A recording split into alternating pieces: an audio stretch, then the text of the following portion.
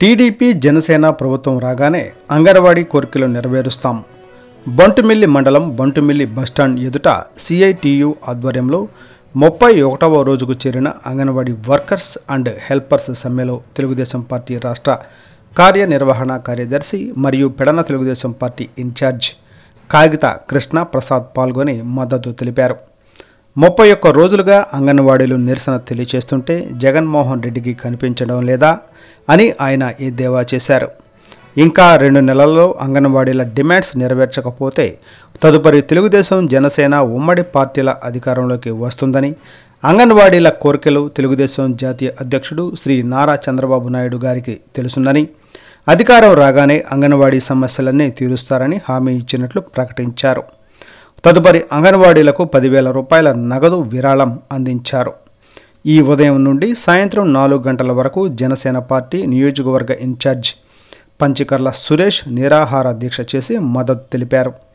Anganwadi workers and helpers union నాయకులు నిమ్మరసం ఇచ్చి సురేష్ గారి నిరాహార దీక్షను విరమింపచేశారు. తదనంతరం జరిగిన కార్యక్రమంలో అంగన్వాడీలు బస్టాండ్ సెంటర్లో ఒంటి కాళ్లపై నిలబడి దండం పెట్టి నిరసన తెలిపారు.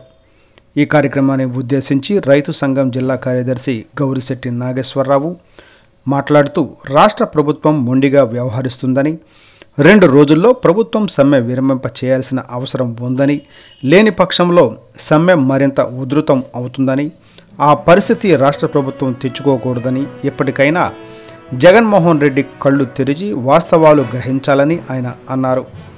నాయకులు మాట్లాడుతూ 31 రోజులుగా నిరసన తెలియజేస్తున్న అంగన్వాడీలకు సిఐటియు అనుబంధ సంస్థలు అండగా ఉండి ఈ కార్యక్రమాలు జయప్రదం చేశారు.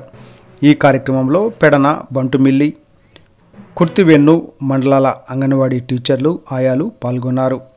వీరితో పాటు తెలుగుదేశం జనసేన పార్టీ నాయకులు, కార్యకర్తలు ఇల్లూరి లీలాకృష్ణ, కోనసాని చిన్న, రైతు సంఘం జిల్లా కార్యదర్శి గౌరిశెట్టి నాగేశ్వరరావు, సిఐటియు నాయకులు మాజెటి శివ శ్రీనివాస్, బొడ్డు నాగరాజు, లంక దాసు, ఆయాష్ ఘోష్, చొప్ప బాజీ, అంగర రంగనాథ్, వీరబాబు, రత్నకుమార్, నజీర్ తదితరులు పాల్గొన్నారు.